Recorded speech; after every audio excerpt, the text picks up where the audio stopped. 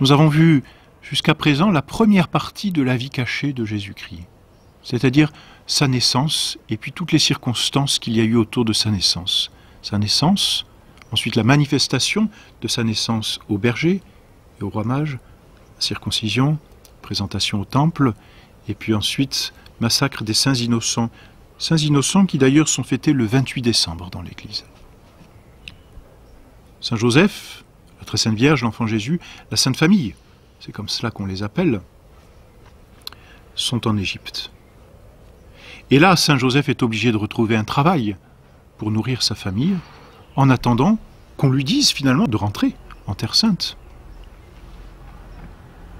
Et puis voici qu'un beau jour, ou plutôt une belle nuit, un ange apparaît encore à Saint Joseph en songe et lui dit « Retourne dans ton pays, celui qui en voulait à la vie de Jésus est mort.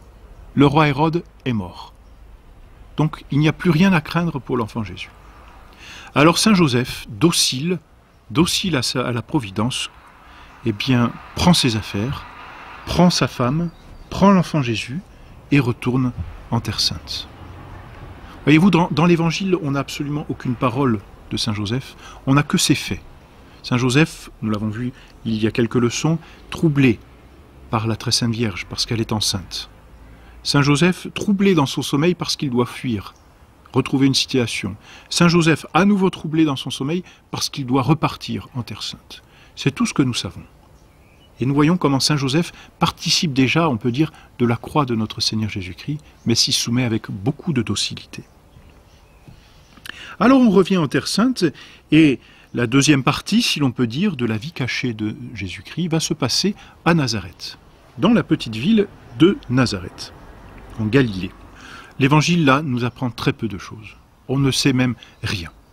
Il n'y a qu'un seul événement qui vient un peu rompre, si l'on peut dire, la monotonie de cette vie cachée.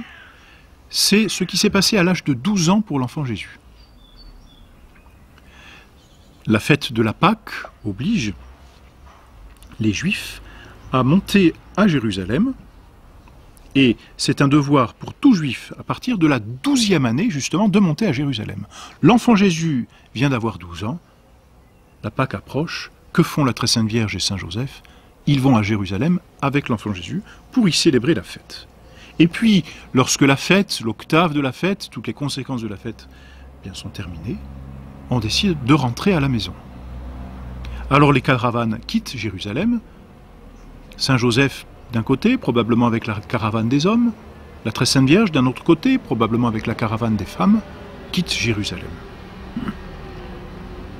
Et l'enfant Jésus reste à Jérusalem. Et voilà que le premier soir, la très sainte Vierge, Saint Joseph, se retrouvent au bivouac et se retrouvent l'un et l'autre sans l'enfant Jésus. Ils s'étonnent mutuellement et se disent « on a perdu l'enfant Jésus ». C'est ce mystère que nous annonçons dans notre chapelet, la perte de Jésus. Alors la très sainte Vierge, Saint Joseph sont tout angoissés, c'est le terme qu'emploie l'Évangile, et repartent donc à Jérusalem pour chercher l'enfant Jésus.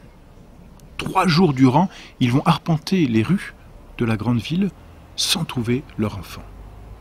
Quelle angoisse dans le cœur d'une mère, quelle angoisse dans le cœur de Saint Joseph, qui, s'il n'est pas le père naturel de l'enfant Jésus, en est cependant le père putatif, c'est-à-dire qu'il a une responsabilité sur l'enfant Jésus, qui plus est, sur Dieu. Quelle angoisse dans leur cœur, on imagine. Et voilà, ils finissent par trouver l'enfant Jésus au temple. N'est-ce pas merveilleux, puisque le temple est la maison de Dieu? C'était bien la place de l'enfant Jésus. Et là, que fait-il au temple? Il est assis au milieu des docteurs. Or, cette position assise, c'est la position du maître, c'est la position de celui qui enseigne. Belle façon, voyez, pour notre Seigneur Jésus-Christ, de manifester sa divinité. Vous n'avez qu'un seul Seigneur, et c'est moi. Et là, notre Seigneur, on peut dire, enseigne au docteur. Il répond au docteur. Les gens savants du peuple juif peuvent lui poser toutes les questions, il a les réponses. Il enseigne dans le temple. Et voilà que la très sainte Vierge et Saint Joseph s'approchent de ce groupe et voient l'enfant Jésus au milieu de toute cette foule de scribes et de docteurs écoutant l'enfant Jésus et ravi, comme dit saint Luc dans l'Évangile, ravi de son intelligence et de ses réponses. Et alors la très sainte Vierge avise l'enfant Jésus et lui dit « Ton Père et moi te cherchions tout angoissés. » Et notre Seigneur répond à la très sainte Vierge, non pas de façon insolente, c'est entendu. « Pourquoi me cherchiez-vous, dit-il ? Ne savez-vous pas qu'il faut que je sois aux affaires de mon Père ?» Et là, il affirme encore une fois sa divinité. Donc voilà, notre Seigneur a été retrouvé en train d'enseigner dans le temple. La très sainte Vierge, Saint Joseph, repartent avec l'enfant Jésus, et l'Évangile prend soin de dire, après justement cette intervention de notre Seigneur à la très sainte Vierge, qu'il leur était soumis. Notre Seigneur a voulu être soumis à Saint Joseph et à la très sainte Vierge. Lui qui était Dieu, lui qui est Dieu, lui qui est maître de toutes choses, parce qu'il en est le créateur, il a voulu se soumettre à ses créatures. Belle leçon finalement qui résume toute la vie cachée de notre Seigneur. Car pour passer ces dernières années, jusqu'à l'âge de 30 ans, il reste encore 18 ans dont on ne sait absolument rien, notre Seigneur a pratiqué ce que l'on appelle malheureusement les petites vertus. Mais il n'y a pas de petites vertus à proprement parler.